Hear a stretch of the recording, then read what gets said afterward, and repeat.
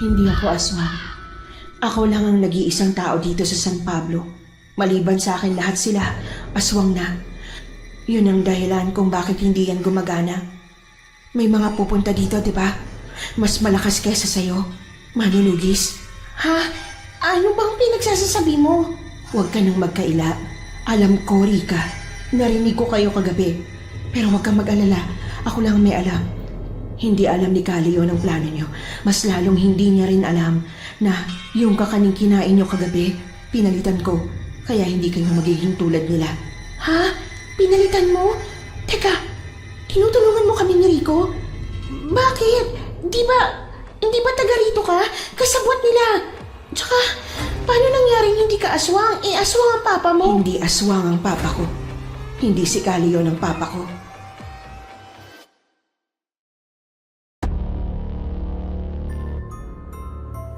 Ano ang handa mong gawin para makamit ang pag-ibig? Kaya mo bang sirain ang isang matagal ng pagkakaibigan kung ang kapalit naman nun ay ang makasama mo na ang iyong matagal ng minamahal? Ganyan po ang tema ng ating kwento ngayon. Pero bago ang lahat, kung bago ka pa lang dito sa channel, please like, subscribe, and hit the notification bell para updated kayo sa bawat kwentong ilalabas. May bago tayong storya 3 hanggang 4 na beses sa isang linggo.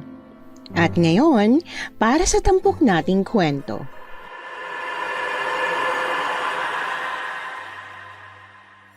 Salamat sa GPS at kung ano-ano pang teknolohiya, imposible nang maligaw.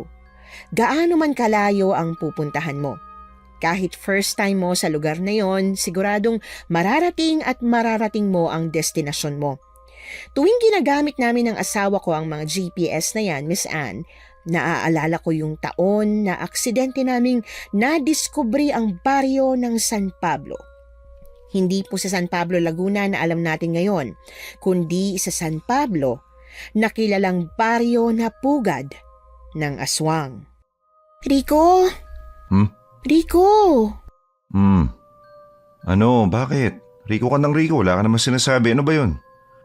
Hindi naman importante, mamaya na lang ha. Nawawala yung focus ko rito sa map eh. Ay wow! Shhh! Ikang! Katahimikan! Kailangan ko yun para maintindihan tong mapa. Kung ayaw mong abutin tayo ng putukan sa kalsada o sa baryo hindi tayo pamilyar, okay? Shhh! Pagkahablot ko ng mapa sa kamay niya, malakas at naiinis siyang umungot. Ramdam ko ang nanlilisik na tinging pinupukol niya sa akin pero hindi ko yun pinansin. Sa halip, kunot noong tinalunto ng daliri ko ang huling bayang pinanggalingan namin bago ako bumaling sa kanya. Anong sabi sa arko?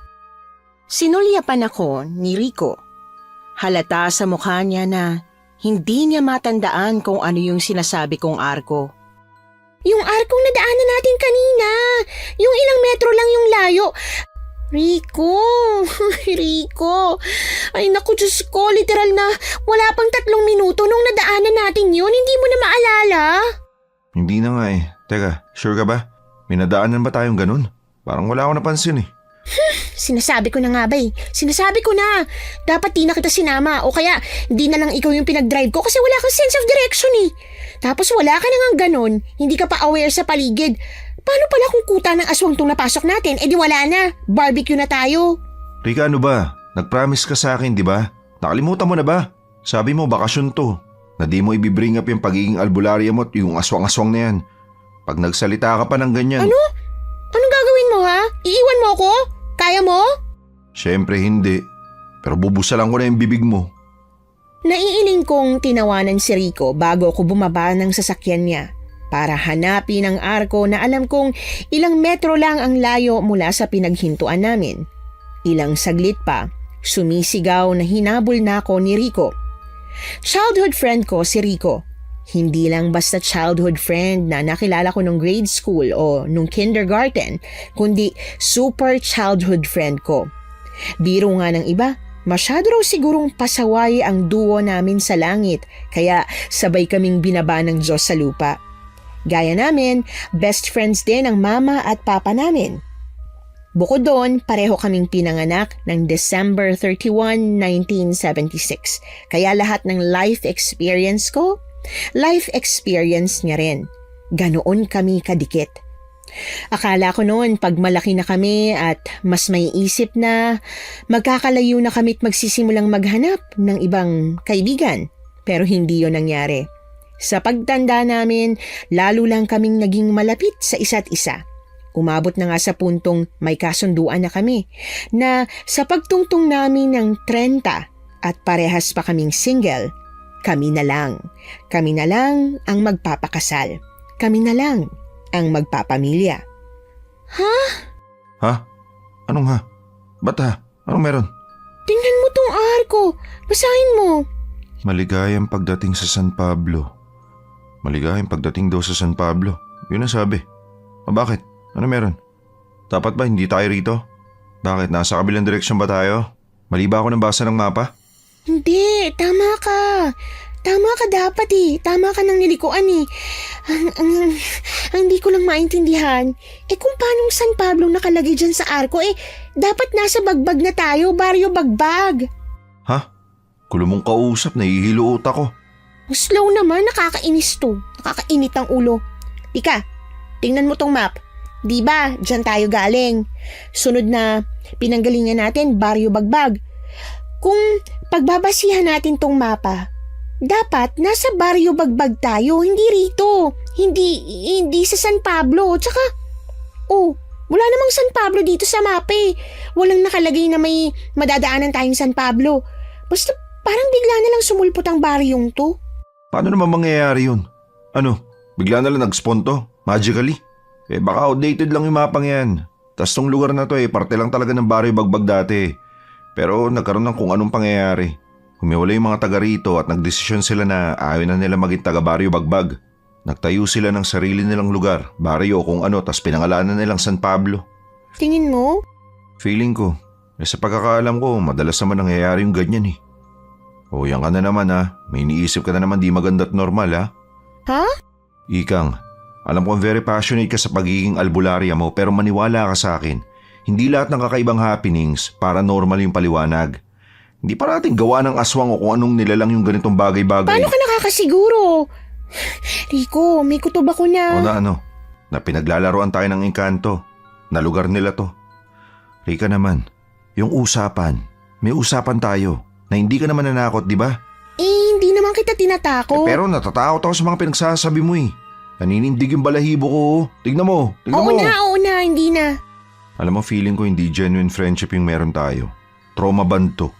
Trauma bonded ako sa'yo. Kasi bata pa lang tayo, kung ano-ano nang nakikita mong di ko nakikita. Palagi ako natatakot sa'yo. Isang araw, bigla na lang ako atakihin sa puso at babalikan kita para hinga ng hustisya. Teka, may papalapit. Babae. Sasabi ko lang eh. Hinawakan ko ang pisngi niya at pinihit siya paharap sa direksyon ng maganda at pagkahinhin-hinhin na babaeng may dalang basket ng iba't ibang gulay. Close mo yung mouth mo, nakakahiya yung paglalaway mo. Paglalaway ka dyan? Hindi no. Wala naman. Pero teka, tao ba yan? Babaeng normal? 100%? Hindi engkanto? Ilang segundo kong pinakatitigan ng friendly na mukha ng babaeng sawari ko'y kaedaran ko lang. Kung hindi pa ako mahinang siniko ni Rico, hindi ko pa mamamalayan na nasa harap na namin yung babae at kinakausap na pala kami. Hello, naliligaw ba kayo? Kailangan nyo ng tulong? Oo parang naliligaw nga kami. Sa San Antonio dapat yung punta namin. Pero nalito kami kasi dapat nasa Bagbag na kami. Pero biglang sabi rin sa arko, nasa San Pablo na raw kami. Base sa mapa, wala namang San Pablo. Miss, taga rito ka ba? Mapapaliwanag mo ba kung ano nangyayari? Hindi kayo naliligaw. Hindi? Oo, hindi. Dire-diretsuhin nyo lang tong kalsada. Pagkatapos ng kulang-kulang 1 oras, makikita nyo na yung panibagong arko. Yun na yung Baryo Bagbag na hinahanap ninyo. Ganun ba? O sige, salamat Walang anuman. Ingat kayo sa biyahe Ay, teka, sigurado ba kayong wala na kayong ibang kailangan? Gasolina, tubig, pagkain? Mas liblib kasi ang Bagbag kaysa sa San Pablo. Walang nabibila ng gasolina doon. Pag kailangan nyo ng tubig, may mga tindahan nga ron pero hindi kayo pagbibila ng mga taga ron. Ay bakit naman hindi? They keep to themselves, ganun. Ayaw nila ng dayo. Parang gano'n na nga. Hindi namin alam kung bakit pero maiilap talaga yung mga taga ron. Maiilap? Paano maiilap? Ba't sila naging mailap? Ang totoo niyan, hindi ko rin alam. Nakalakihan ko na yung ganun talaga ang ugali ng mga taga-Bagbag. Ay, para hindi kayo malito. Itong San Pablo, parte talaga to ng baryo Bagbag dati. Parang buntot to ng baryo. Pero dahil masyado ngang mahigpit yung mga taga ron sa batas nila na bawal magtagal ang outsider at ang pwede lang gawin dumaan sa kalsada kasi syempre hindi naman nila yun pwedeng ipagdamot. Nilaban ni Kali yun na magkaroon kami ng sarili at maliit na territory kung saan pwede namin gawin ang gusto namin, gaya ng pagtulong o pakikipag-usap sa mga tulad yung dayo. Kung gaya pa rin ng dati na sako pa rin kami ng Bagbag, naku, malamang nalatigo ng likod ko. Grabe naman pala yung mga taga-Bagbag, no? Para sila mga racist. Curious tuloy ako kung ba't sila praning. Rico! Bakit? Totoo naman ah. Kung sa kwento niya ako magbabase, parang praning at overthinker nga yung mga taga ron. Isa, tama na.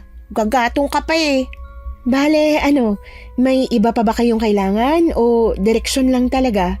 Ikang, tubig. Manghingi ka ng tubig. Sabihin mo wala na tayong tubig. Ba't kaya di mo nalang sabihin sa kanya ng direkta? Uutusan mo pa ako. Isa pa, narinig ka naman niya. Sige na, ikaw na. Alam mo namang shy boy ako Dinaldal mo na siya ng sobra, shy boy ka pa rin ang lagay na yan? Magkapatid ba kayo? Magpinsan? Asawa ko. Hoy! Sura ulong to, asawa ka dyan. Huwag ka maniwala, miss. Hindi ko asawang kumag na to. Hindi pa pero soon. After 5 years, magiging asawa ko rin siya. Ha? Mandiligaw? At yayayain mo ba siya ng kasal? After 5 years? Hindi. Pero may usapan kasi kami. Pag single pa kaming dalawa, pag 30 na kami, papakasalan namin ang isa't isa. Gaspang ng ugali niyan Walang lalaki nakakatagal sa kanya, ako lang. Tas ako lagi niyang hila sa adventure niya, kaya malamang pagtungtong namin ng 30, parehas pa kaming single. Ay, Ikang. Ano? Siguro sinasadya mo to, no? Sinasadya mo akong hilahin sa kung saan para wala akong ibang makilala. Para mapakasalan mo ako, no? Para sa lalaking kakadeclare lang na shy boy siya, medyo makapal ang mukha mo, no? Miss, tubig please. Pabili kami ng tubig. Kailangan lang talaga para mahimasmasa naman ang tukmol na to. Sige, sundan niyo ako. Sundan? Oh, malapit lang yung bahay namin. Ilang minutong lakaran lang. Ba't di ka nalang sumakay sa kotse?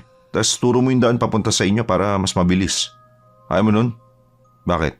Shy girl ka rin? Hindi sa shy girl siya.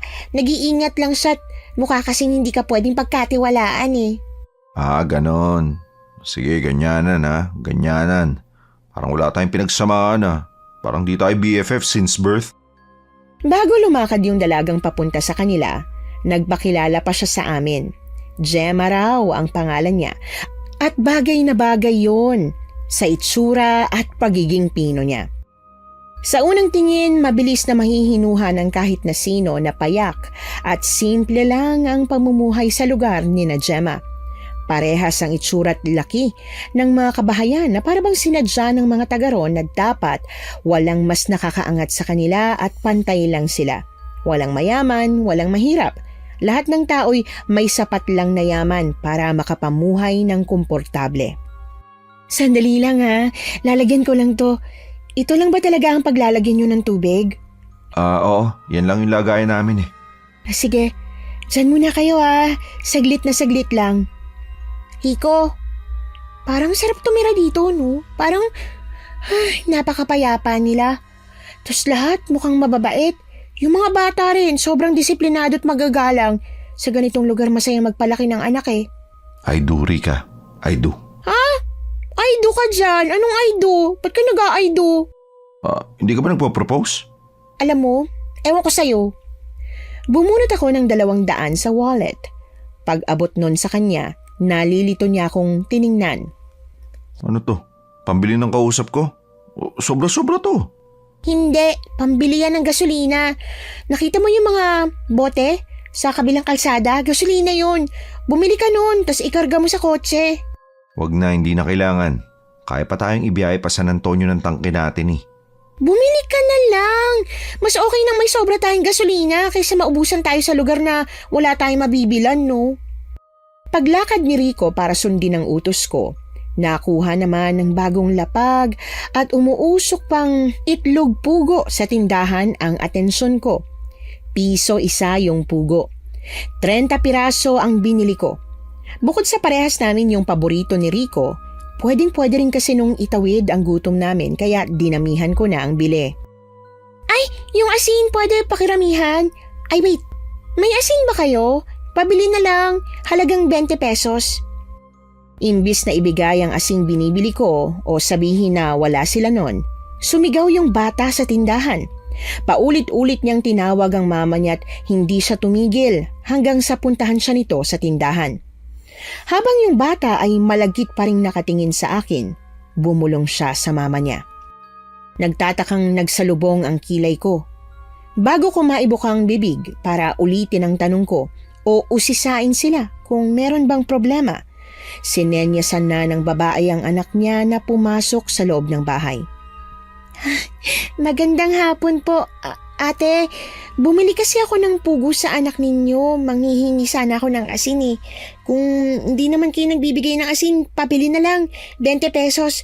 Promise, kung anong sinabi ko sa'yo, yun din yung sinabi ko sa anak mo. Wala akong ginawa. Hindi ko nga alam kung ba't takot na takot siya sa akin eh. Pagkatapos niyang sabihin na wala silang asin, bigla na lang niyang sinarado ang bintana. Bahagyang nakabuka ang labing umatras ako palayo ng tindahan.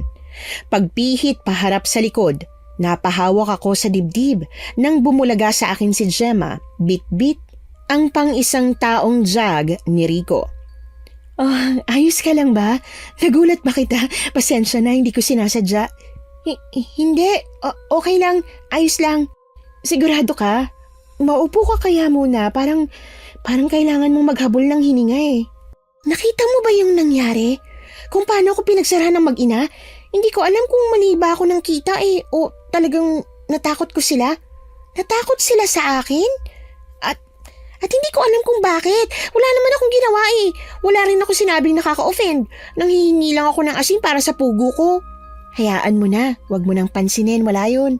Wala yun. Pero Gemma, takot na takot sila. As in, horror level talaga ng takot talaga. Para silang nakakita ng aswang. Galing bagbag kasi ang pamilyang yan. Parang 2 linggo pa lang sila dito. Kaya hindi pa sila sanay na makisalamuha sa dayong gaya mo. Pero huwag ka mag-alala. Siguradong yun lang yung dahilan kung ba't sila takot na takot. Pag nakapag-adjust sila, magiging warm tsaka welcoming na rin yung mga yan. Parang ako. Parang kami. Saglit na nabalot ng katahimikan si Gemma. Sakto pag-abot niya ng jug, narinig ko ang malakas na pagtawag ni Rico. Dali-dali akong tumakbo papunta sa kanya. Paglapit, agad ko siyang pinasadahan mula ulo hanggang paa. Pagkakitang ayos lang siya, para akong nabunutan ng tinik. Gusto mo ba akong atakihin sa puso ha? Kung makasigaw ka, akala mo may nangyari sa'yo? Talo mo pa yung nakakita ng aswang at susugurin ng aswang? Ano ka ba naman, Rika? Pag basisigaw ko para tawagin ka tingan ng tulong dahil agad sa aswang, di ba pwedeng naflatan tayo? Ano? Naflatan tayo. Ha? Paano nangyari yun? Paano pa? Di natusok ng kung ano yung gulong natin. Malamang. Ang ibig sabihin kailan pa? Paano? Pagsakay natin galing sa may arko, chinek ko pa yung mga gulong natin eh. Baka may nagulungan kayong kung ano nung papunta na rito. Di hamak na mas matangkad at mas malaki ang hulma ng katawan ni Rico kesa sa akin. Pero pagkakita niya sa mamang may-ari ng malalim at baritonong boses, para siyang kabuting sumulpot sa likod ko para magtago. Ano ba? Sasapakin kita eh. Umayos ka nga. Oo na. Nagulat ako eh. Natakot. Ang laki niya kasi. Tangkad na, tas medyo maitim pa. Kala ko kapre. Rico, nakakahiya ka. Naririnig ka niya oh. Narinig niyo po yung sinabi ko? Pagtango sa akin ng mamang sa tansya ko ay lampas 7 foot yata ang tangkad. Muling bumalik si Rico sa likuran ko. Pagtawa ni Gemma, sakalang mas gumaan ang paligid at nawala ang bigat na dala ng hangin. Huwag kang mag-alala, Rico. Hindi magagalit si Papa. Sanay siyang marinig yan eh. Sa tangkad, tsaka sa laki ng katawan niya. Tas hilig pang manigarilyo. Parati talaga siyang napagkakamalang kapre. Minsan nga, pinantatakot siya ng mga nanay sa mga anak nilang makukulit eh. Tignan mo, nagagalit ka sa akin eh. Tama naman pala yung first impression ko. Pagkakamalan siyang kapre. Kasi para siyang kapre. Yung tangkad at pagiging mamasal niyo po yung ibig ko sabihin na may tobacco po ba kayo? Kasi mukha kayong kapre, gawa ng mukha niyo eh. Tama na. Isat mo na lang yung mouth, pwede. Alam mo, isang araw malalagi talaga tayo sa alanganing gawa ng bibig mo eh. Dapat nga yatang bawasan ko ng pagsama sa'yo sa iba't ibang lugar. Imbis na mapatay ng aswang, ikaw pang magiging dahilan para mapatay tayo. Aswang? Naniniwala kayo sa aswang? Opo, lalo na po siya. Hindi lang ho naniniwala, kundi nakakakit. Pagkatapos kong takpan ang bibig niya, naintindihan din ni Rico sa wakas na ayaw kong ipaalam niya sa mga estranghero ang tungkol sa pagiging albularya ko. Nakakita na po kami isang beses pero nakatakas eh. Sa awa ng Diyos, di na ulit nasundan yung engkwentrong yun. Buti na lang ho talaga. Teka, may aswang po ba rito? Wala. Kung nababanggit ang aswang dito, para lang matakot ang mga bata na wag nang lumabas sa gabi. Buti naman. Tong sasakyan nyo, anong plano nyo rito? Di nyo naman to pwedeng ibiyahe ng ganito. Yun nga po eh. May alam mo ba kayong vulcanizing shop na malapit? Meron dito isa. Yun, buti na lang. Pwede niyo po bang ituro sa amin? Merong isa. Kaso biglang namatay sa TV si Dado kaya nagsara. Pag magpapavulcanize kami, dumadayo pa kami sa bagbag. Bagbag? Pero di ba Gemma, sabi mo mailap sa mga dayo yung mga taga ron? Paano yun? Pa, sige na, pumayag ka na. Tulungan mo sila. Ikaw na magdala ng gulong nila sa shop ni Kuya Atong. Pag ikaw ang magpapavulcanize, buvulcanize nila yan eh. Aayusin nila yung gulong. Ano pa nga bang magagawa ko? Alangan namang hayaan ko na lang sila rito. Konsensya ko pa kapag may nangyari sa kanila. Talaga po. Salamat po. Maraming salamat po talaga. Magkano po kayang aabutin na ng pagpapavulcanize? Kasya ho ba yung 100? Ay, eto po. 250. Dalhin nyo na lang po lahat. Thank you po talaga. Gemma, Po, pa. ikaw ang bahalang magpaliwanag sa kanila ha? Pagkasabi no ni Caleon, tinalikuran na niya kami. Naguguluhang sinundan ko siya ng tingin hanggang sa makapasok siya sa bahay nila bago ko binalik ang tingin ko kay Gemma. Kukuha ba siya ng tools para kalasin yung gulong?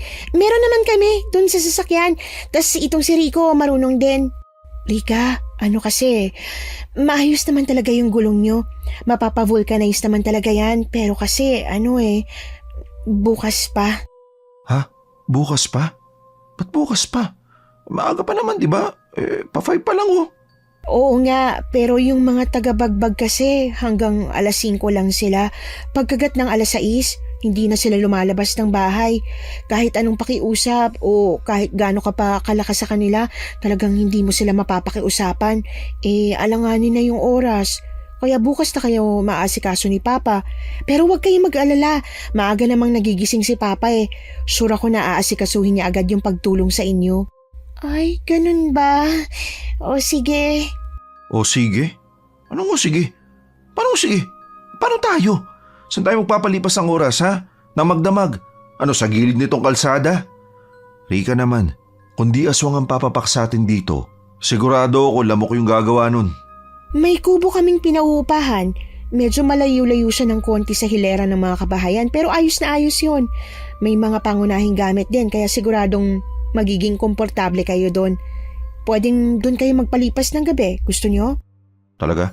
O sige, doon na lang kami. Magkano ba isang gabi? Hindi na. Ayos na. Hindi nyo na kailangan magbayad. Isang gabi lang naman eh. Tsaka ako na lang kayo sisingilin pag bumalik kayo dito para tumira kasi nagustuhan yung lugar namin. O sige, pagkasal at mag-asawa na kami ni Rika, babalik kami rito. Dito kami magpapamilya at mag-aanak ng 100. Yak! Itigil mo nga! Hoy, Makaya ka? Parang hindi ko yung nag-propose ng deal na pagpareho pa rin tayong single eh. Meron pang 5 years bago tayo mag-30, no? Maraming pwedeng mangyari sa loob ng 5 taon. Kaya hanggat hindi pa tayo 30, wag mo nga binibring up yun. Alam nyo, ang cute niyong dalawa. Bagay kayo. Hindi ako magugulat sakaling kayo talaga magkatuluyan. At saka, Rika, pati pangalan niyo magkatunog. Coincidence din ba yon? Hindi. Sinadya ng parents namin na ganito pangalan namin kasi magka-birthday nga kami. Ganun pala. Nakakatuwa naman. Gemma? Yung kubong sinasabi mo, nasaan? Pwede na ba nating puntahan? Oo naman, mga 10 minutong lakaran lang yun eh. Ano, dali na ba natin yung mga gamit ninyo para diretso na at hindi na natin kailangang magpabalik-balik? Pagpayag namin sa suhestyon ni Gemma, dali-dali nang binuksan ni Rico ang trunk ng kotse niya. Pagkuha ni Rico sa backpack niya, nasagi niya ang tote bag ko at tumapon ang mga gamit ko sa pag-aalbularya. Namimilog ang matang bumaling sa amin si Gemma. Sa reaksyon niya, parang gusto niyang tumakbo palayo sa amin, pero sa takot, nabato na lang siya sa kinatatayuan niya. Buntot pagi ba yan? Tas, yung mga nasa botelya, ano yan? Teka, ano ba talaga kayong dalawa? Mga manunugis? Manunugis? Ano yun? Manunugis? Hunter? Hunter? Hunter ng ano? Hindi mo ba alam kung anong manunugis o hunter? Ibig sabihin, hindi ka ganon. Hindi kayo ganon? Hindi! Ngayon ko nga lang narinig ang salitang yan eh. Kung hindi, ba't may mga ganyan ka? Panlaban yan, diba? Yan! Naku, nilagay lang yan ni Lola. Alam niya kasing dadaan kami sa lugar na hindi kami pamilyar eh, na hindi namin alam kung anong meron. In case lang tong mga to. In case? In case na may makasagupa kaming aswang. Mapamahiin kasi ang lola ko. Tas kung ano-anong pinaniniwalaan. Hindi naman ako naniniwala sa ganun pero dinala ko na lang yung mga pinapadala niya para hindi magtampo at matapos na. Ay gusto mo ba? Sandamakmak kasi yung mga pangontra niyang langis eh. Pwede kang kumuha kung gusto mo. Nako, hindi na. Okay na ako. Wala namang aswang dito. Kinuha ko yung bag na punong-puno ng mga pangontra at panlaban sa aswang. Nilapit ko yun ng kaunti sa kanya. Bagaman wala siyang sinabing kahit na ano, halata sa mukha niya na ayaw niyang madikit sa bag ko. Tara na, dadaling ko na kayo sa bahay.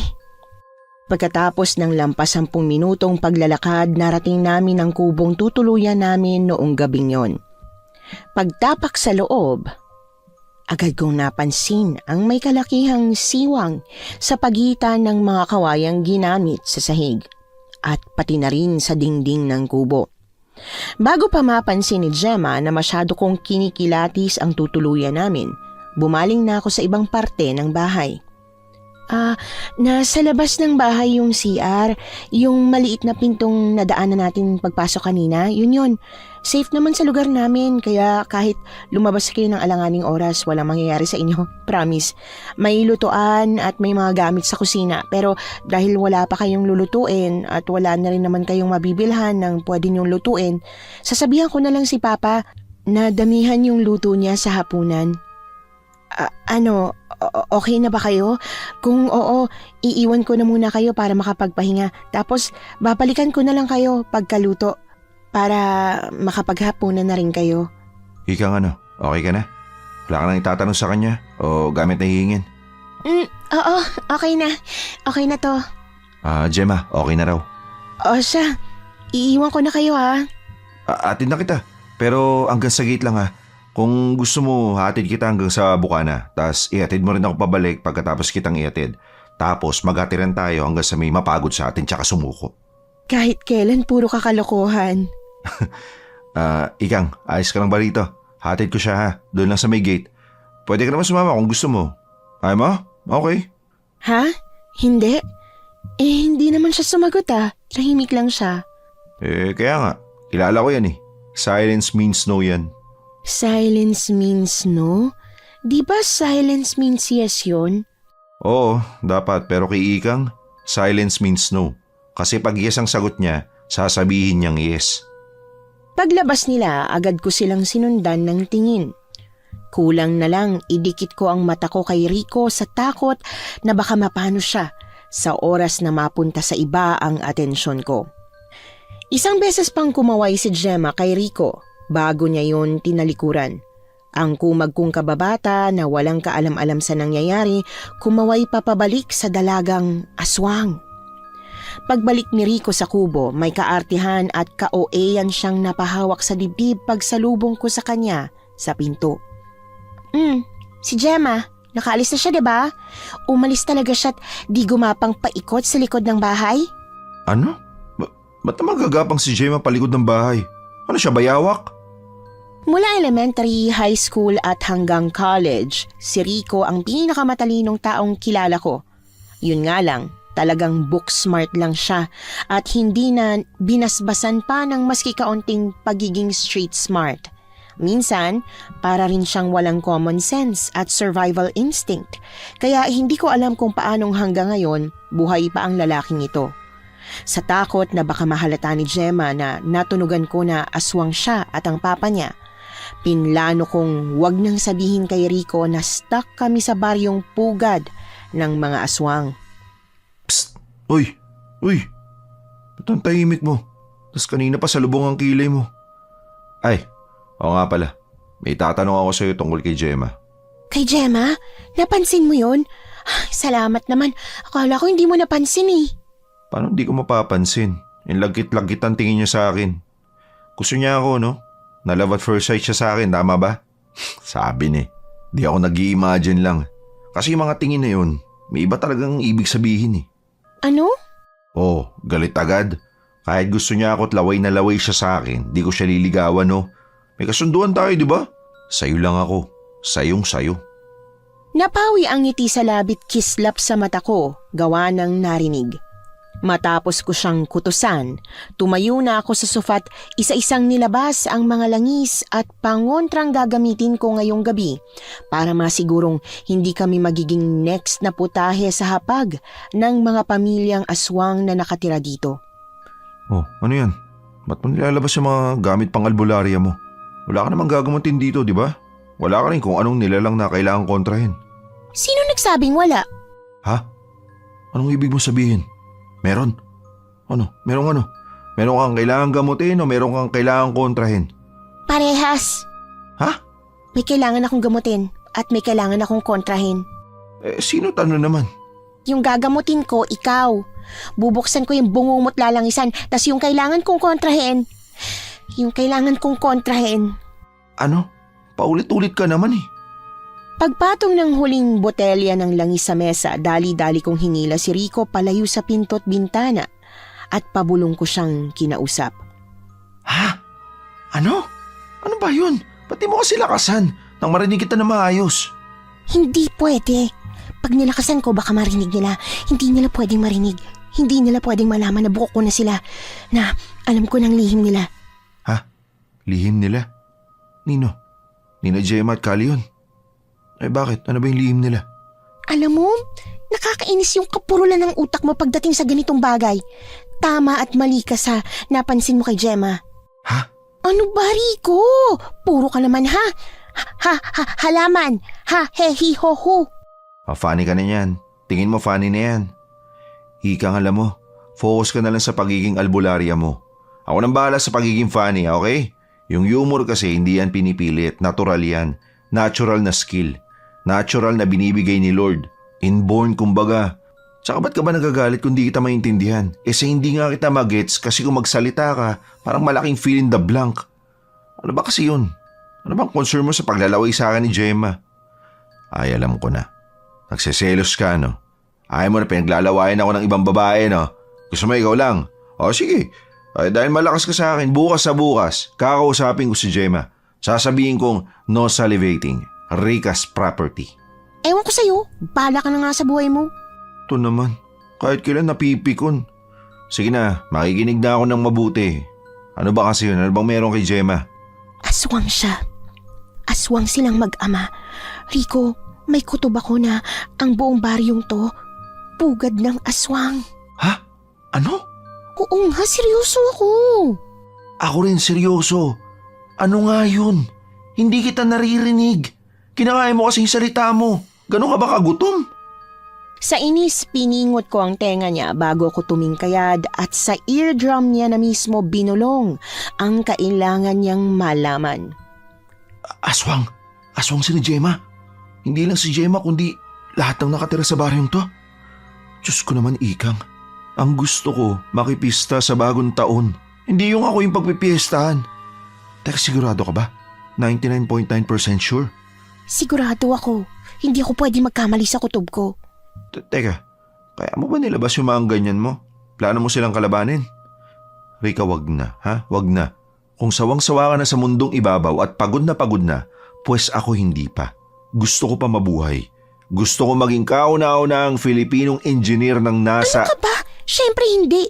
Hindi ko kakalabanin ang buong baryo ng aswang ano. Kahit marunong at madami-dami na akong experience, alam kong hindi ko kaya yung ganito. Manunugis dapat ang gumagawa nito. Pag alis natin bukas, tatawagan ko ang manunugis na kakilala ko para ayusin ang problema ng San Pablo sa aswang. Kung lahat ng taga rito mga aswang, tingin ko naman wala silang problema sa mga aswang na kailangan nating ayusin at pakialaman. Malis na lang tayo at huwag nang bumalik pa.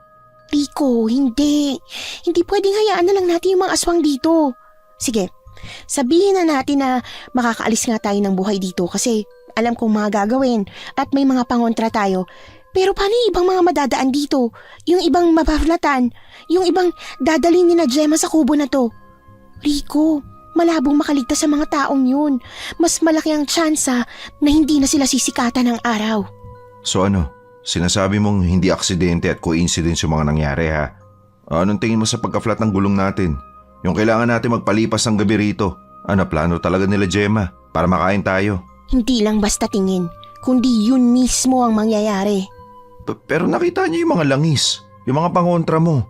Alam niyang hindi tayo mga walang kalaban-laban ng mga dayo. Tingin mo ba pag-iinteresan pa rin nila tayo? Kakainin pa rin. Baka naman magpas na lang sila, di ba? Ewan, ang hirap kasi nilang basahin eh.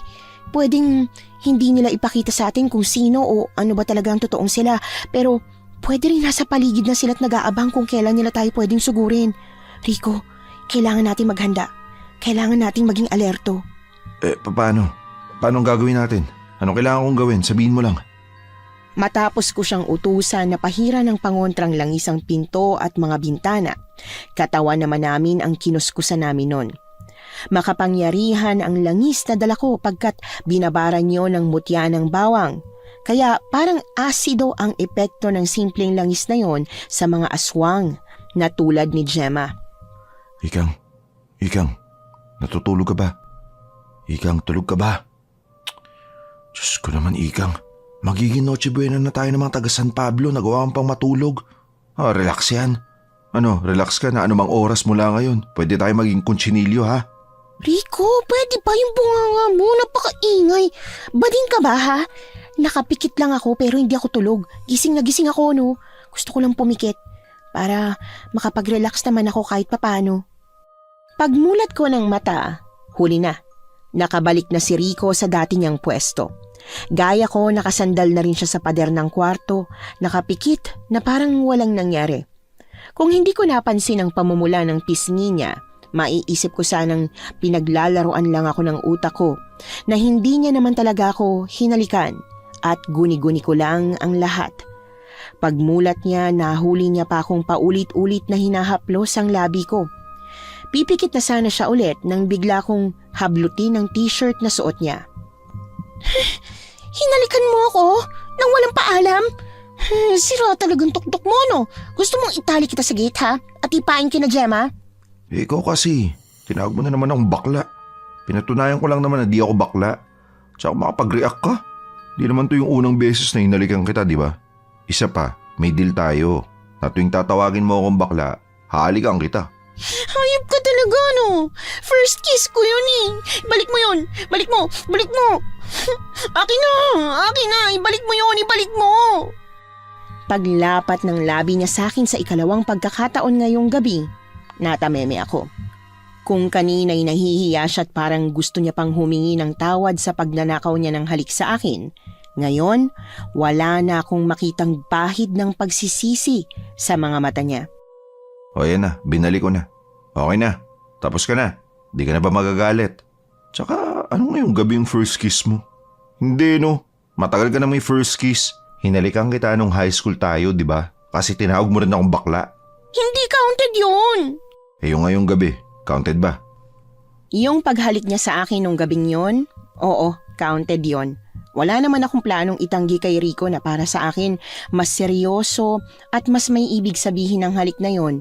Pero bukod sa nasa bingit kami ng panganib at di ngayon ang tamang oras para pag-usapan ng mumunti naming nararamdaman para sa isa't isa, bigla na ring dumating si Gemma. Tinawag niya kami para maghapunan. Hindi ko alam kung anong klaseng kapahamakan ang naghihintay sa amin sa labas at ayaw naming sumugal kaya nagdahilan na lang kami na mas gusto na naming magpahinga kesa kumain. Pag-alis ni Gemma, humiga na kami ni Rico sa papag. Magdamag na pikit ang mata namin pero maski 5 minuto'y hindi kami nakatulog. Hindi kami sinugod ni na Gemma. Wala silang ginawang kahit na ano. Pero ramdam namin na sandamakmak na aswang ang nakapaligid sa kubong tinuluyan namin noong gabing yon. Pagpatak ng 7:00 ng umaga, kinatok at ginising na kami ni Gemma. Ayos na raw yung sasakyan namin. Napavulcanize na daw yon ni Caleon. Sinubukan namin silang bayaran pero hindi nila yon tinanggap. Sabi lang nila mag-ingat daw kami sa biyahe papunta sa kung saan man kami pupunta. Rico! Rico, saglit! Rico, teka lang! Ano, bakit? Ano ba yun? Sabihin mo na lang kasi, ayokong bagalan yung takbo nitong sasakyan eh. Mamaya biglang magbago yung isip ng mga aswang na yun. Kainin tayo kung kailan may araw na... May sasakyan. May parating na sasakyan. Si Kali yun ang kasama. May dayo. May bagong mga dayo. Rico, balik tayo. Bumalik tayo. Kailangan nila ng tulong natin. Rico, balikan natin sila. Isama na natin sila. Isama? Paano natin sila isasama? Ano sasabihin natin para sumama sila? Napugad ng aswang ang baryong to. Ikang hindi yun maniniwala. Pag pinagsigawan mo sa mga taga rito na alam natin yung sikreto nila, pare-pareho tayong mapapahamak. Gusto mo na pabayaan na lang natin yung mga dayong yun? Rico, mamamatay sila. Kung tayo sinuwerte, sila sigurado kung hindi. Kahit anong pagmamakaawa at pakikiusap ko kay Rico, hindi niya ako pinakinggan at pinagbigyan. Galit na galit ako sa kanya nun. Hindi ko alam kung paano niya nalunok at naatim na pabayaan ng kung sino mang nakasakay sa sasakyang yon. Pero nung nahimasmasan ako, naintindihan ko na rin ang gusto niyang mangyari. Hindi sa wala siyang puso at pakialam sa ibang tao. Sadyang delikado nga lang at tsak na walang makakalabas sa amin ng buhay sa San Pablo kung nagpadalos-dalos kami. Nung nasa mas ligtas na kaming lugar, agad niya akong inalo. Nangako rin siyang babalik kami sa bayan na yon para tapusin ang problema sa aswang at nang matigil na ang paghahasik nila ng lagim. Ano? Nakontak mo na yung manunugi sa sinasabi mo? Ano sabi? Mapupuntahan ba nila yung baryong yun? Kailan daw? May tinatrabaho pa sila eh. Meron pa? Saan? Kailan daw matatapos yun? Gaano pa katagal? Hindi ko alam. Ha? Hindi ko alam kung ilang araw o linggo pang aabutin nila bago matapos ang trabaho nila sa kung saan. Hindi ko naman sila nakausap eh. Ha? O di mo nakausap? Paano mo nalaman na may trabaho sila? Kasi patay yung cellphone nila at hindi sila makontak. Patay lang naman ang cellphone nila pag may mission sila. Nag-aalala kong tiningnan ni Rico. Sabay tanong kung anong plano ko. Kung susubukan ko na lang ba silang tawagan ng tawagan hanggang sa sumagot sila. Oo, tas nag-text na rin ako. Pagbukas nila ng phone, mababasa nila yon. Sinabi ko na rin naman sa text kung ano ba yung nangyayari sa baryong yun at kung nasan yun. Okay.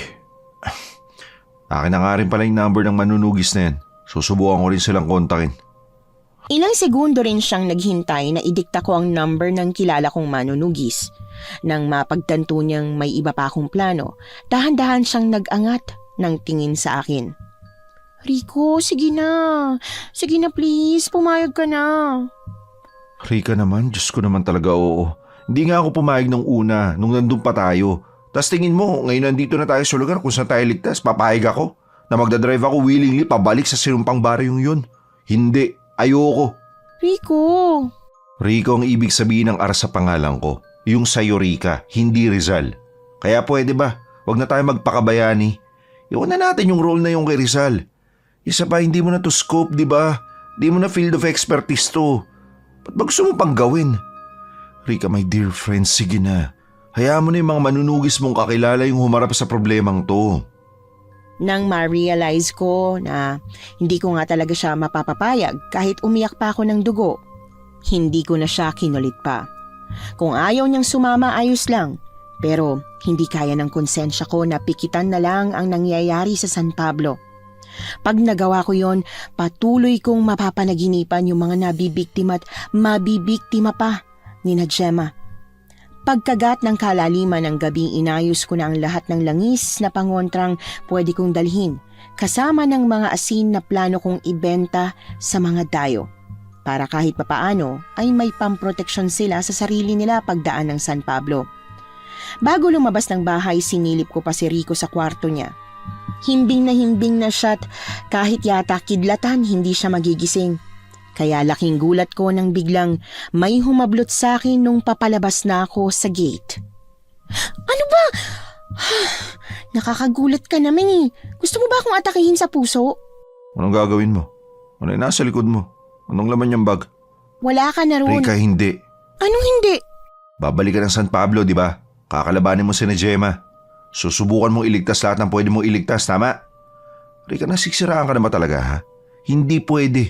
Ayoko. Hindi ako payag. Ay, sino ka dyan? Sino ka po?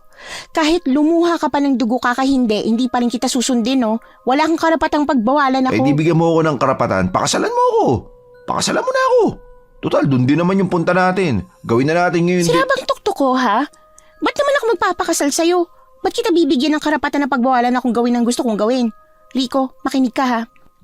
Pinagbigyan kita na hayaan na yung mga dayo sa San Pablo kasi hindi lang naman buhay kong malalagay sa panganib pag nagpadalos-dalos ako, pati yung sayo. Pero ngayon ligtas ka na, karapatan kong magdesisyon at masunod. Sige na, pakasalan mo na ako. Imbis na makipagtalo at makipagdiskusyon sa lalaking parang sirang plaka na ayaw akong seryosohin, malalim akong bumuntong hininga at pilit na nagpumiglas sa kanya. Binitiwan ako ni Rico. Nakakailang hakbang pa lang ako na habol na niya ako. Bigla siyang lumuhod sa harap ko at naglabas ng singsing. Lalo akong nairita. Nang hilahin ko ang tenga niya, sinangga niya ang kamay ko. Sa bilis ng pangyayari, namalayan ko na lang na naisuot niya na sa daliri ko yung singsing. Kung seryoso ka sa gusto mong gawin, ako rin seryoso. Gusto kitang pakasalan.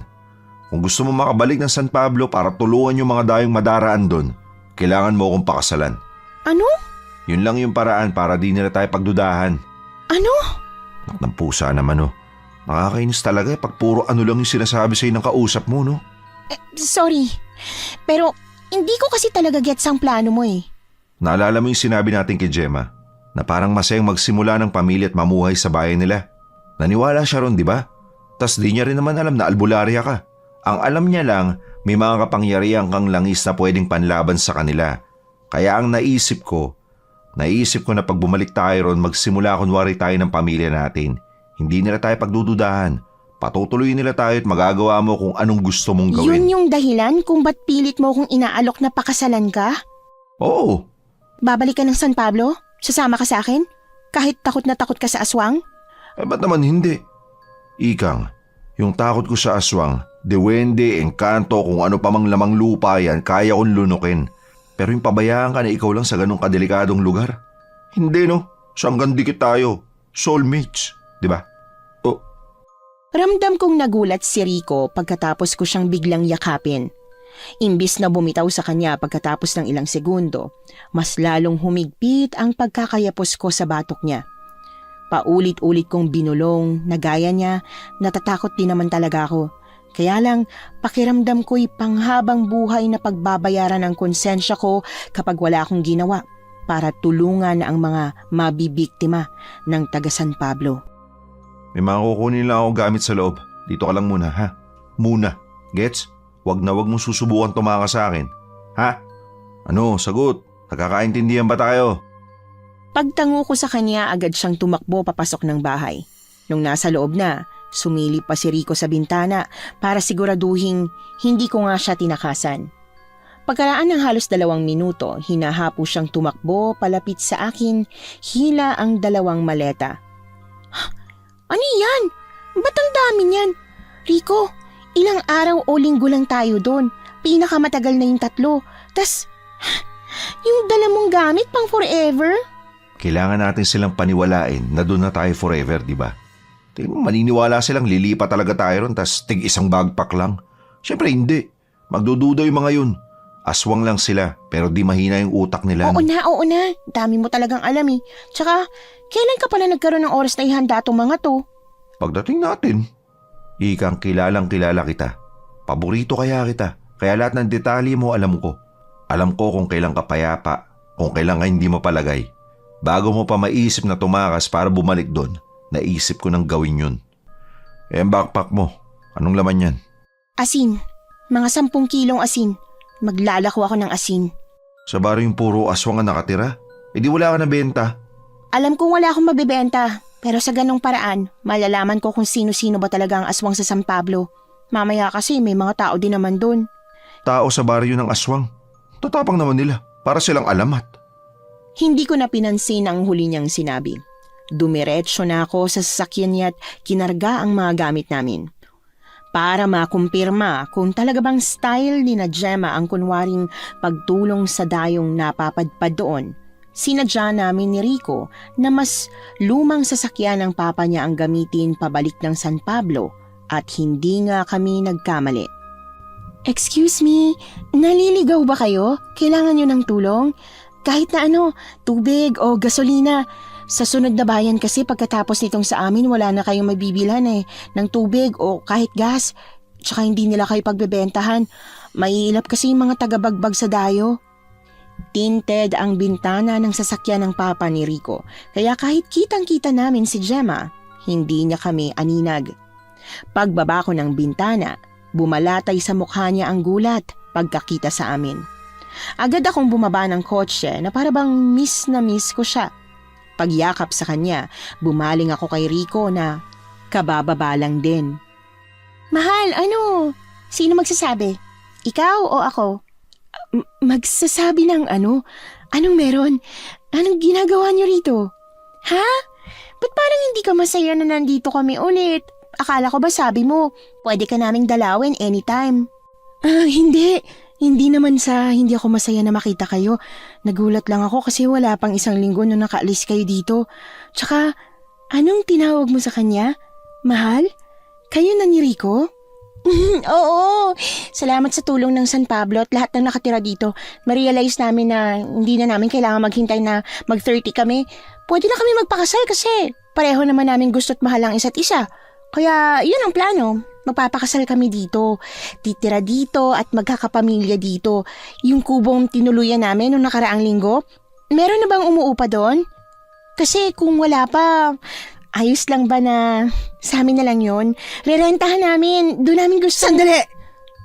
Tarantang sunod-sunod na napalunok si Gemma at mariing napapikit matapos niyang aksidenteng mapakita ang pagiging agresibo niya. Pagmulat ng mata niya, malamlam na yon at ang boses niya'y punong-puno na naman ng lambing. Sorry, hindi ko sinasadya. Ang bilis-bilis mo kasi magsalita eh. Hindi kita maintindihan. Gusto niyong makasal ni Rico dito? At lumipat. Dito namin gusto magkapamilya. Pwede naman, di ba? Wala yung kaso sa inyo. Tsaka lahat naman, welcome rito, di ba? Oo, lahat welcome dito. Pero bilang kapitan, kailangan nyo pa rin magpaalam kay Papa. Kailangan pagbotohan ng mga taga rito ang paglipat nyo. Kung walang tututol, edi ayos. Makakalipat kayo at magiging magkababaryo na tayo. Baka pwede mo naman kaming ilakad sa Papa mo. Sige na, Gemma. Ikaw na makiusap para sa amin, please. Please. Ayaw mo ba nun? Magiging magkapit-bahay na tayo. Tapos pag nagkaanak na kami ni Rico, ikaw yung kukunin naming ninang. Ang saya-saya nun, di ba? Susubukan kong kausapin si Papa tungkol sa pagtira nyo dito pero wala akong mapapangako Talaga? Salamat. Thank you. Thank you talaga. Gaya nung una naming pagtatagpo, hindi pa rin siya sumakay sa sasakyan ni Rico at pinili niyang maglakad papunta sa bahay nila. Pagkakita sa itim na SUV, agad kaming nagkatitigan ni Rico. Nang makita ang sticker ng 3 batang stickman, 2 stickman na mga magulang at isang aso sa likod ng SUV, nanlumo ako. Pamilya ang pinakabago nilang biktima. Pinangunahan ako ng galit. Gusto kong abutin ang bagkot pagsasabuyan ng asin sina Gemma. Pero pinigilan ako ni Rico. Ikang yung plano. Alalahanin mo yung plano at biniling sa'yo na manunugis. Di ba sabi niya huwag kang gagawa ng kahit na anong ikapapahamak natin, di ba? Na kailangan lang nating manahimik at makisalamuha sa mga taga rito at iligtas ang pwedeng iligtas. Na ilang araw lang naman nandito na rin sila. Pero nahuli tayo. Pumalpak tayo, Rico. Hindi tayo pumalpak. Nahuli tayo ng dating, oo. May bago silang nabiktima. Pero sila na yung pinakahuli. Sisiguraduhin natin na wala nang susunod sa pamilyang yun, ha? Rika. Oo. Mangako ka sa akin. Mangako kang hindi ka magpapadalos-dalos. Hindi pwedeng mabulilyaso yung pinagagawa sa atin ng kaibigan mong manunugis, okay? Ano, nakikinig ka ba? Hindi tayo pwedeng pumalpak. Kasi pag pumalpak tayo, mas marami pa yung mabibiktima ng mga taga San Pablo. Naintindihan mo ba? Naiintindihan ko. Rika, Oo. yung mukha mo. Huwag mong pahalatakin na Gemma na asiwat ang didiri ka sa kanila, ha? Oo nga, hindi nga. Default facial expression kaya yung gamit ko. Bahagyang pinihit ni Rico ang rearview mirror sa gawi ko, sabay tanong kung yun daw ba ang default facial expression ko. Hindi na ako nakipagmatigasan at nagdahilan. Inayos ko na ang hilatsya ng mukha ko at nung tingin kong tulad na yun ang dati, saka ako lumabas ng sasakyan. Sa bahay muna kayo. May dayo na naman kasing nasiraan ng sasakyan kahapon eh. Makina yung diferensya. Sila yung umuuko pa ng kubo. Aalis na rin sila ngayong tanghali kasi okay na yung sasakyan nila. Pero lilinisan ko na muna yung kubo bago nyo matuluyan. May sumpa bang kalsada sa baryo nyo? Ha? Sumpa? Oo, sumpa. Lagi kasing may nasisira ang dayo eh. Sa sobrang dalas, nagmumukhang modus yung nangyayari. Modus? Joke yun. Nagjo-joke lang siya. Pangit lang yung pagkaka-deliver niya kasi di naman talaga funny yung taong to eh. Pero joke lang yun. Paghawak ni Rico sa kamay ko, mahina niya yung pinisil. Umisang hakbang si Gemma papunta sa kanila. Pagharap niya sa amin pagkatapos noon, agad na nakipagnitian si Rico sa kanya. Ikang nangako ka. Yung mukha mo ayusin mo. Isipin mo na lang na nasa school theater pa rin tayo tuma-acting. Please lang ha, galing-galingan mo sa pag-acting. Huwag mo tayo papahamak kasi ayoko pang mamatay. Gusto ko pa na magkaroon tayo ng mini-me at mini-mo. Puro kakalokohan. Kalokohan ka dyan. Hindi no, seryoso ako. Gusto ko magkaroon tayo ng mini-me at mini-mo. Rico, ano ba? Seryoso nga ako, seryoso talaga. Paano kita paniniwalaan eh? Hindi ka pa nga nagko-confess sa akin. Pakakasalan na kita at bibigyan ng anak. Pati ba sa pagko-confess ako pa rin? Di ako pwedeng ikaw na yan. Di ako pwedeng sagot mo na yan. Gusto mo rin naman ako, di ba? I mean, hindi lang ako. Parehas nating gusto ang isa't isa. Hindi naman tayo naglalaro. Nagtataguan ba tayo? Bago makasagot, binalikan na kami ni Gemma sa labas ng bahay nila at naistorbo. Gusto ko na rin siya. Pero saka ko na yun aaminin. Hindi ngayon ang tamang oras para pag-usapan ang nararamdaman namin para sa isa't isa. Pagpasok sa bahay ni na Gemma, hindi ko maiwasang suriin ang bawat sulok ng bahay ng mag-amang aswang. Bukod sa kakaibang lansa na sa tingin ko'y kinasanayan na nila, ay napukaw din ng maliit nilang altar ang buong atensyon ko. Imbis na santo, bungo ng kung anong hayop ang nakalagay doon kasama ng ilang pirasong itim na kandila. Lalapitan ko na sana yon para mas makita nang bigla akong hinarang ni Gemma. Altar ni Papa yan. Hindi pwedeng lapitan. Ayaw niya eh. Sorry. Sa lahat ng gamit dito sa bahay, yan ang pinaka-off limits. Gusto man kitang pasilipin, hindi talaga pwede. Parehas tayong malilintikan eh. Okay lang. Naintindihan ko. Ano pala yun? Yung nasa altar ng Papa mo. Bungo yun, di ba? Bungo ng ano? Ano pang relihiyon nyo? Mahirap ipaliwanag eh. Basta iba, hindi ko rin alam kung ano sasabihin ko. Mas okay kung si Papa na lang ang magpapaliwanag sa'yo. Magpapaliwanag ng ano? Teka, di ba sila yung nabutasan ng gulong nung nakaraang linggo? Anong ginagawa nila rito? Hinila ni Gemma ang papa niya papasok ng kwarto. Rinig namin ni Rico ang pagbubulungan nila pero hindi namin maintindihan kung tungkol saan ba yon. Paglabas ni Gemma ng kwarto, agad kaming umakto na parang hindi namin pinakikinggan kung ano ang nangyayari sa loob. Gemma, ano? Anong sabi ng papa mo? Pwede ba kami rito? Payag ba siyang lumipat kami ng San Pablo? Oo daw, pero sa isang kondisyon. Kondisyon? Anong kondisyon? Kailangan yung magpabinyag at umanib sa relihiyon namin. Yung Panginoon namin sa altar na nakita ni Rika kanina, kailangan nyo yung tanggapin bilang Panginoon ninyo. Ha? Lahat kasi kami rito, tulad ng kay Papang relihiyon. Ayaw ni Papa na may ibang sinasamba yung mga nakatira dito eh. Yun lang naman ang kondisyon niya. Pag pumayag kayong magpabinyag, mamaya. Kasi saktong bilog at buwang-buwan. Bukas na bukas din, parte na kayo ng komunidad ng San Pablo. Kung hindi kayo payag, kailangan nyo nang umalis. Pag pumayag kami magpabinyag para mapabilang sa relihiyon nyo, ano bang gagawin sa amin? Paano yung binyag na sinasabi mo? Pagkamot pa lang ni Gemma sa ulo niya, alam ko na agad na ang ibig sabihin nun ay hindi niya pwedeng sabihin sa amin ang mismong proseso. Ang tanging paraan lang para malaman kung anong mangyayari sa binyagan ay kung papayag kaming mabinyagan. Sabi ni na Asvo, sila raw ang bahalang magtamat umayos ng kung anumang mangyayari sakaling mapasubo kami. May tiwala ako sa kanya at sa pamilya niyang puro manunugis, kaya kahit takot akong mabinyagan at maging parte ng kung anong relihiyon ni Nakaleon, pikit mata at pigil hininga kaming pumayag ni Rico. Akala ko'y susugatan kami sa kamay, itatali o di kaya'y paiinumin ng kung ano. Pero ang tanging ginawa lang ni Kaleon para mabinyagan kami ni Rico ay ilublob kami sa tagot mahiwagang batis sa likod ng kawayanan. Pagkatapos noon, may pinakain silang itim na kakanin. Hindi namin kinuwestiyon kung ano yon, basta't sinubot, pikit mata namin yung nginuya. Pagkaubos, nagsigawan at nagdiwang ang lahat ng taga San Pablo. Kung anumang pagdududang meron sina Gemma at Kaleon sa amin, nawala yon matapos naming lunukin ang huling butil ng kakaibang kakanin. Pagkatapos ng seremonya ng pagbibinyag, hinatid na kami ni na Gemma sa kubong titirhan namin. Hindi gaya ng dati, wala ng mga mapupulang matang nagbabantay sa paligid.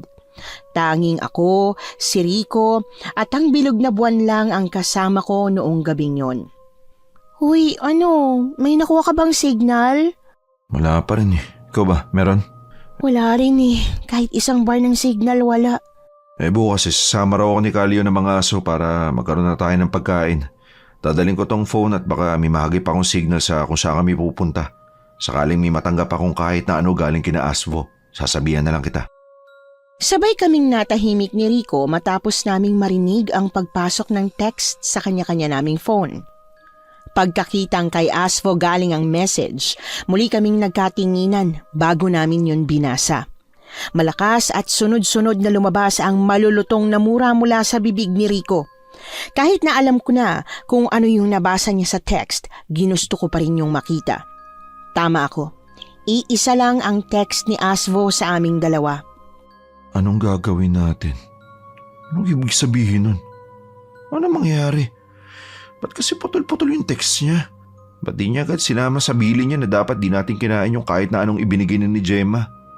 Ano na ngayon? Anong ibig sabihin nito? Aswang na rin tayo. Aswang na tayo kasi kinain natin yung kakanin. Mambibiktima na rin ba tayo ng mga dayong mapapadaan dito ha? Rico, sandali. Kumalma ka pwede. Kumalma ka nang makapag-isip ako. Paano ako kakalma? Ikang, nayanggaw tayo. Kumain tayo ng pagkain galing sa aswang. Kaya magiging aswang na rin ako. Tayo. Magiging aswang tayo. Bukas makalawa, kakain na ako ng laman loob. At di sa lutong dinuguan ha, kundi ng tao. Hilaw, yung may dugo-dugo. Tas gusto mo kumalma ako. Paano ko gagawin yun? Sinisisi mo ba ako sa nangyari? Tingin mo kasalanan ko, ha? Pinigilan kitang sumama dito, di ba? Sabi ko ako na lang, pero nagpumilit ka. Isa pa, wala tayong choice, no? Pag hindi natin kinain yung kakanina yon, makakatunog sila. Malalaman nila na may iba tayong pakay. Mapapatay tayo. Dire-diretso akong nagmarcha pabalik sa kubo. Pagkakita sa bag kong may mga pangontra at panlaban sa aswang, nanginginig ang kamay kong dinampot yon. Bago ko yun mabuksan, inagaw na yon ni Rico. Oh, ano ba? Ano bang gagawin mo? Isa lang ang solusyon para makumpirma natin kung aswang na ba tayo o hindi pa. Ano? Sabuhin natin ang pangontrang langis at asin yung isa't isa. Diyos ko naman, Ikang. Nagbibiro lang ako. Yun lang ang paraan para malaman natin. Tsaka, konti lang naman. Konting-konti lang. Wisikan mo ko, Rico. Bilis na. Teka, hindi natin yung kailangan gawin. Yung mga langis na to, binabad to sa mutya ng bawang, di ba?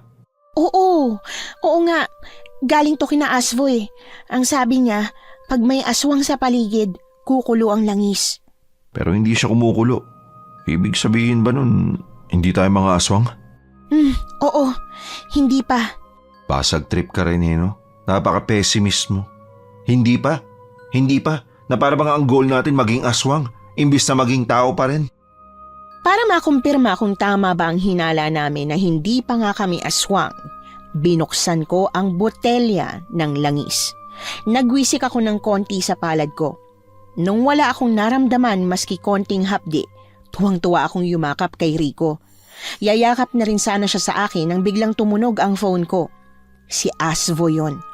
Tapos na raw yung trabaho nila sa Siargao, kaya pupunta na sila ng San Pablo para ayusin ang problema ng lugar na ito sa aswang.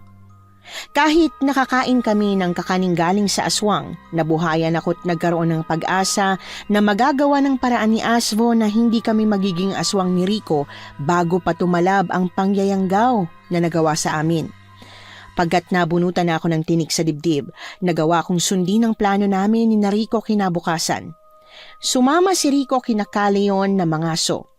Habang inisa-isa ko naman ang mga bahay para paglakuan ng asin ang mga pamilya. Lahat sila nagalit at natakot nang makita ang asing nilalako ko. Rika! Oh, Gemma!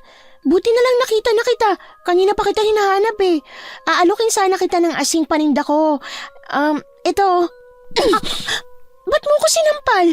Nasisiraan ka na ba ha? Ano sa tingin mong ginagawa mo? Ginagawa ko? Ano ba ginagawa ko masama? Tinatanong mo pa kung anong ginagawa mo? Rika, nagbebenta ka ng asin sa lugar na pugad ng mga...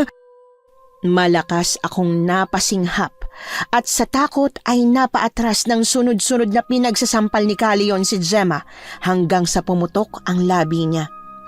Pagtumba ni Gemma, imbis na tulungan ng unika ihay, sinabunutan niya pa ito bago ito galit na iniwan sa gitna ng kalsada.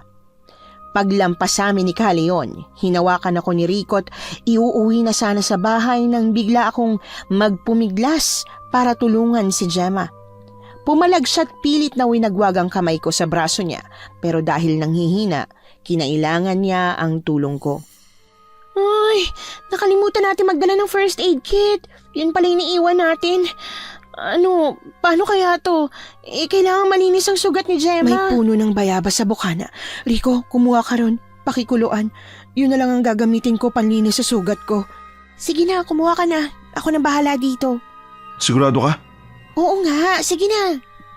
Paglabas ni Rico, muli kong kinalkal ang bag ko para kumuha ng panyo. Paghawak ko ng bag ko na may langis na pangontra, napatingin ako kay Gemma. Aswang siya. Aswang siya kaya dapat kumukulo ang mga langis na yun pero hindi. Hindi yun kumukulo. Wala sa sariling dinampot ko yon, sabay hakbang papalapit kay Gemma. Sa kalagitnaan ng pagtataka ko kung bakit walang nangyayari sa langis, bigla siyang nagsalita. Hindi ako aswang. Ako lang ang nag-iisang tao dito sa San Pablo. Maliban sa akin lahat sila, aswang na. Yun ang dahilan kung bakit hindi yan gumagana. May mga pupunta dito, di ba? Mas malakas kesa sa'yo. Manunugis. Ha? Ano bang pinagsasasabi mo? Huwag ka nang magkaila. Alam ko, Rika. Narinig ko kayo kagabi. Pero huwag kang mag-alala. Ako lang may alam. Hindi alam ni Kali yon ang plano niyo. Mas lalong hindi niya rin alam na yung kakaning kinain niyo kagabi, pinalitan ko. Kaya hindi kayo magiging tulad nila. Ha? Pinalitan mo? Teka, tinutulungan mo kami ni Rico? Bakit? Hindi ba taga rito ka? Kasabwat nila. Tsaka, paano nangyaring hindi ka aswang? Aswang ang papa mo. Hindi aswang ang papa ko. Hindi si Kali yon ang papa ko. Ha? Hindi siya? Teka, huwag mong sabihin na tulad ka rin ng ibang mga nabibiktima ng mga taga San Pablo. Dayo ka rin? Gaya nyo, napadaan lang din kami sa bayan na to. Ang akala namin tulad lang to ng ibang baryo na nadaanan namin, pero biglang sumabog ang gulong namin. Kung anong nangyari sa inyo nung unang beses na napunta kayo dito, ganon din ang nangyari sa amin, ng kapatid ko. Ang pinagkaiba lang, hindi nakaligtas ang kapatid ko. Dito sa kubong to kami pinatuloy. Pagkatapos namin maghapunan, nakatulog agad kami sa pagod. Nagising na lang ako na napatay ang ate ko. Patay na siya. Kinain siya ng mga aswang. Ikaw, paano ka nakaligtas? Paano hindi ka nila pinatay at kinain? Kamukhang kamukha ko ang anak ni Kalion. Sobrang kamukha ko. Naniniwala siya na ako yung anak niya, na binalik ako ng Panginoon niya. Gaya ng sabi ko sa iyo noon, lahat ng gusto ko, ginagawa ni Kalion kasi nga... Kamukha mo yung anak niya? Pero kung pinakatatangi ka niya, gawa ng pinapaalala mo sa kanyang anak niya, paano kanya nagawang saktan kanina? Tingin mo ba nagdududa na siya? Hindi dapat. Kung hindi ka nagbahay-bahay para magbenta ng asin sa mga aswang ng San Pablo, hindi niya matutunugan na hindi kayo ordinaryong dayo. Hindi na dapat kayo pagdududahan, lalo na't nabinyagan na kayo at akala niya magiging kauri niya sa susunod na kabilugan ng buwan. Pero dahil sa ginawa mo... Alam niya na naparito kami para lupigin sila. Sunod-sunod na tumango sa akin si Gemma. Kumabog sa takot ang dibdib ko. Pinilit kong ikalma ang sarili ko, pero parati akong napupunot na lulunod sa takot. Nung hindi ko na alam kung anong gagawin, napangunahan na ako ng pagpapadalos-dalos. Muli akong lumapit kay Gemma. Tinanong ko kung may natitira pa bang buhay sa pamilyang may-ari ng SUV na nakita namin. Pero wala na raw. Lahat daw ng taong yon nakain na ng mga aswang. Niyaya ko siyang tumakas, umalis ng San Pablo pero humindi siya. Gustuhin niya man, alam niyang matutunton at matutunton din siya ni Kalion. Bukod sa mahahanap siya ay hindi na rin daw kami makakalagpas sa lupain ng San Pablo dahil malamang sa malamang ay may mga aswang nang naghihintay sa amin sa arko at boundary ng San Pablo at Bagbag. Yung manunugis mong kaibigan, sino nga yun? Ano nga pangalan nun? Asbo? Kailan sila darating? Mamayang gabi kaya? Tingin mo darating sila mamaya? Maliligtas kaya nila tayo? Rika, buhay pang mga magulang ko. Siguradong hinihintay nila ako makauwi. Siguradong hanggang ngayon, hinahanap pa rin nila ako. Gusto ko nang makauwi sa amin. Gusto ko makabalik sa amin. Pero, pag nalaman ni Kali yun ang pinagagagawa ko, na pinagtataksilan ko siya, hindi niya ako mapapatawad. Papatayin niya ako. Kahit kumukha akong anak niya, papatayin niya ako. Hindi tayo mamamatay. Lalaban tayo. Oo, mas marami sila, mas malakas. Pero may mga panlaban din naman tayo eh. Yung mga langis, kayang-kaya sila nito't may asin tayo. Ilang oras na lang kakagat na ulit ang dilim. Habang hinihintay namin na makabalik si Rico, hinanda na namin yung kubo. Binuhusan namin ng pangontrang langis ang palibot ng bahay. Sa dami ng langis na kailangan, naubos namin ang lahat ng baon namin at tanging yung sandamakmak na asin na lang ang natirang pwede naming gamitin bilang dagdag na proteksyon. Mahina akong napamura nang matanaw ko si Rico pabalik kasama si Kalion. Sa takot na baka maamoy ni Kalion ang pangontrang langis bago makapasok si Rico sa bahay, taranta ko siyang pinituhan. Mabuti na lang at alam na alam pa rin ni Rico na SOS ang ibig sabihin ng pagpito ko. Mabilis siyang tumakbo papuntang kubo. Nang mapagtanto ni Caleon kung anong nangyayari na natunugan na namin ang plano niyang dispatsahin kami ngayong gabi, humabol siya kay Rico. Naabot niya ang paa ni Rico. Habang pilit na nilalabanan ni Rico si Caleon, buong tapang kaming lumabas ni Gemma ng kubo. Hinawakan ko si Rico at buong lakas na hinila papasok sa parte ng bahay na protektado ng langis, habang si Gemma ay galit at gigil na sinabuyan ng asin si Caleon. Paglapat ng butil nun sa balat ng matanda, napilitan siyang bitiwan si Rico. Ano sa tingin mo ang ginagawa mo, Iya, ha? Napagbuhatan kita ng kamay, pero alam kong alam mo na hindi ko yung sinasadya. Nagulat lang ako, anak. Bumalik ka na sa akin. Bumalik ka na kay Papa.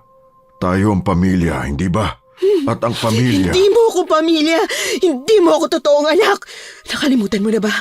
Patay na ang anak mo. Ikaw mismong pumatay sa kanya, di ba? Pinatay mo siya kasi aalis siya ng San Pablo kasi tatakas siya at hindi niya tanggap ang pagiging aswang niya. Hindi. Hindi totoo yan. Hindi yun gagawin ni Ina. Hindi niya ako iiwanan. Hindi ako ang pumatay sa kanya. Hindi ako kundi yung mga manunugis. Kinuha nila siya at pinatay. Leon, alam kong alam mo kung anong totoo. Huwag mo nang bilugin ang sarili mong ulo. Tama ng pagpapaniwala sa sarili mo na ikaw ang biktima. Kasi hindi. Si Ina, hindi siya kinuha ng mga manunugi. Sumama siya kasi ayaw na niya sa'yo. Kasi suklam na siya sa kasamaan at kasakaman mo. Galing sa pagkakayuko habang hawak niyang magkabilang tenga pagkat ayaw niyang pakinggan na ang sinasabi ni Gemma, ay nag-angat siya ng tingin. Suot ang ngisi na mukhang walang ibang dala kundi panganib, malakas at makapanindig balahibong umalulong si Caleon. Paglingon ko kay Gemma, takot na siyang napaatras. Bago ko pa maitanong kung anong nangyayari, hinila na niya kami ni Rico papasok sa loob ng kubo. Bakit? Ano nangyayari? Anong ginagawa niya? Mamamatay na ba tayo? Nagalit ba siya? Mas nagalit kasi pinrovoke mo? Diyos ko naman kasi, Jamie. Ba't mo ba kasi pinaalala sa kanya yung pinagagawa niya sa anak niya? Hindi mas nagalimaw tuloy yung halimaw na yan.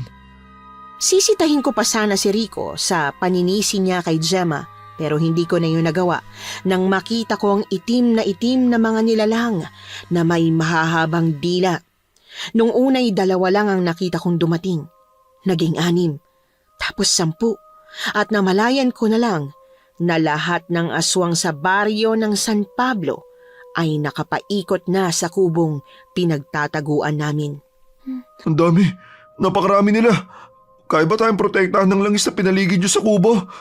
Sa dami ng mga aswang na nandito. Ha? Ikang... Hindi ko sigurado. Hindi ko alam. Ngayon lang ako nakaengkwentro ng ganito karaming aswang.